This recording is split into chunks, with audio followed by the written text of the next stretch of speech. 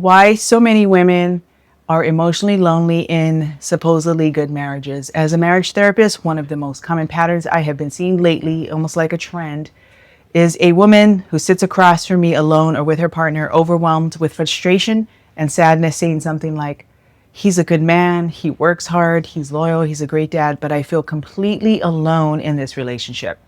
And she's not alone. More and more women are finding themselves in marriages that look fine on paper, yet emotionally feel barren. So what's happening? Well, is there a biological difference between men and women? Of course. Or are we seeing the effects of a cultural shift?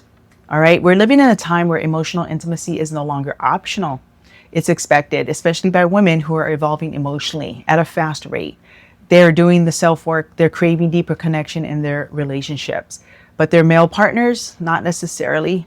Many of their partners are very loving, responsible, even protective. All wonderful things, but emotionally underdeveloped. Not because they're incapable, it's because they were never taught. There are some neurological differences, right? Women tend to have more brain activity in regions related to emotion and language, but biology does not account for the vast emotional gap that I see in this therapy room.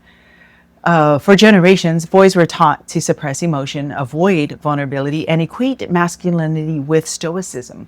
Meanwhile, girls were encouraged to express their feelings, nurture relationships, and explore emotional worlds. So fast forward to today, when women want relational depth, presence, and shared emotional labor, and men are left confused, defensive, or checked out, ill-equipped. Now, these women aren't leaving because of infidelity or finances necessarily. They're leaving because they're exhausted from carrying the emotional weight of the relationship. They're tired of not being met in their most human needs, to be seen, to be heard, and felt. All right? Emotional intelligence is just not optional anymore. So this isn't about blaming men. It's about teaching skills that were never modeled, or emotional intelligence, empathy, and attunement. These are learnable, okay? But they require intentional work.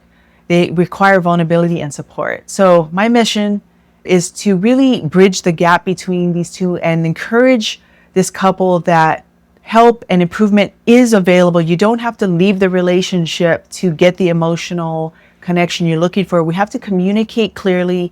Men have to be willing to grow emotionally and not just do the basics and meet their spouse in that emotional way. And I encourage the women to be patient with this.